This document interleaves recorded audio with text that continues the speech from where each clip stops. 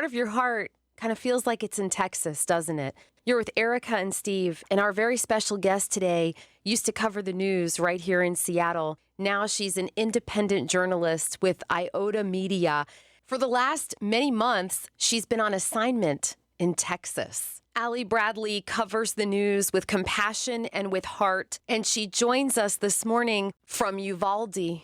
Allie, thank you for calling. How are you, dear? Do you want the real truth Yes. or do you want the news person truth? I'm not good, girl, but you know what? I don't know very many people that probably are today. Oh, my gosh. Yeah. Right. Where were you yesterday when this terrible thing happened?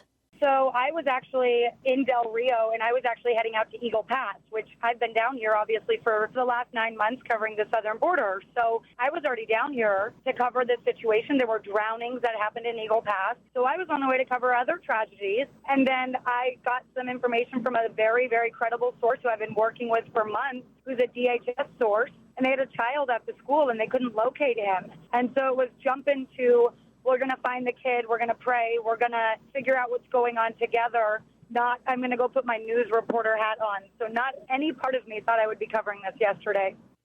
What did you see, Allie? What did you experience? As soon as I arrived on scene, I was one of the first people there, and they still didn't have the perimeter really, really pushed back. So as soon as I got there, I was actually right near campus, right where the staging area was. There were people running around frantically. There were several agencies on scene. We're talking Texas DPS, Border Patrol, local police forces, local sheriffs. We're all there. I saw the truck that was crashed into kind of a concrete ravine kind of situation where, you know, where the water would run through. Yeah. And at one point I was live streaming, and every single agency started mobilizing, and my heart was already in the pit of my stomach, and I didn't think it could get any lower and any more fearful for this community in Uvalde. And they started mobilizing, and they said there's another shooting at the high school. And I was standing there watching this all unfold, and it turned out to be threat, but a false alarm, which by the grace of God, you know, no one else was hurt following that tragedy at the elementary school. But it was a very active scene when I got there, so I was there for quite a while. Allie, how did God meet you in those moments? How did he show up?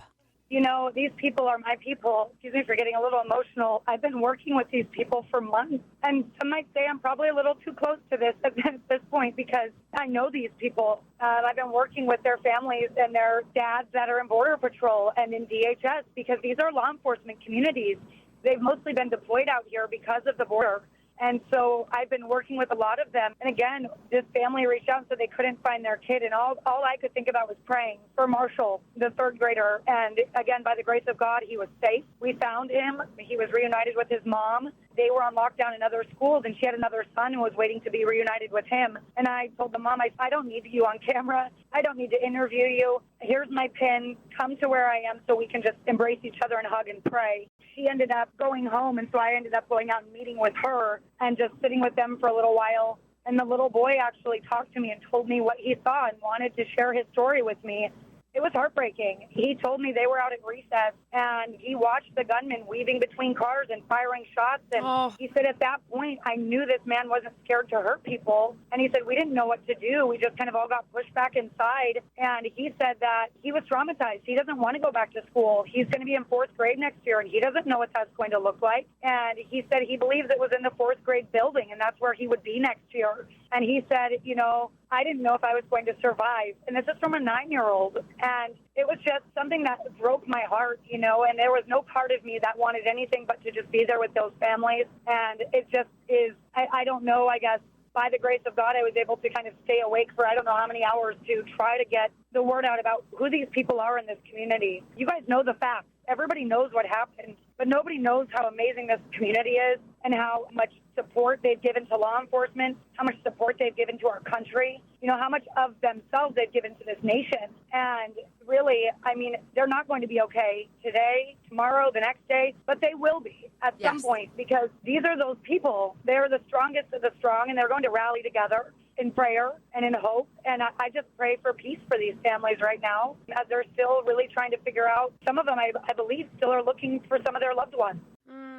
So how has the community reacted toward one another? I mean, how are you seeing people support each other at this early stage? Again, these communities, they might be hours apart, these different counties, but they all know each other. They all care about each other. They all work together. And this is a community of about 16,000. But what most of them will say is it feels like it's a community of, 1,000 people. Yeah. They all know each other. There's only 2 elementary schools here. So the parents know each other. The kids, for the most part, know each other. And they have no choice but to lean on each other right now because they are a rural, isolated community. And some of these families had to drive 30, 40 minutes to respond to that call that their kid might be involved. And I just can't imagine what that felt like for them. I still today, I can't wrap my head around this. I can't either. Allie, before we let you go here, and we so appreciate your time, do you know anything about this precious 4th grade teacher who we're hearing sacrificed her life so other kids could live? I don't, but that sounds about right for Uvalde. That sounds exactly like what I would expect for them to do. Yeah. Allie, we love you, and I'm going to be praying for you. I'm writing your name down on my notepad today. You're doing the Lord's work, honey. Thank you. Love you too. Take care.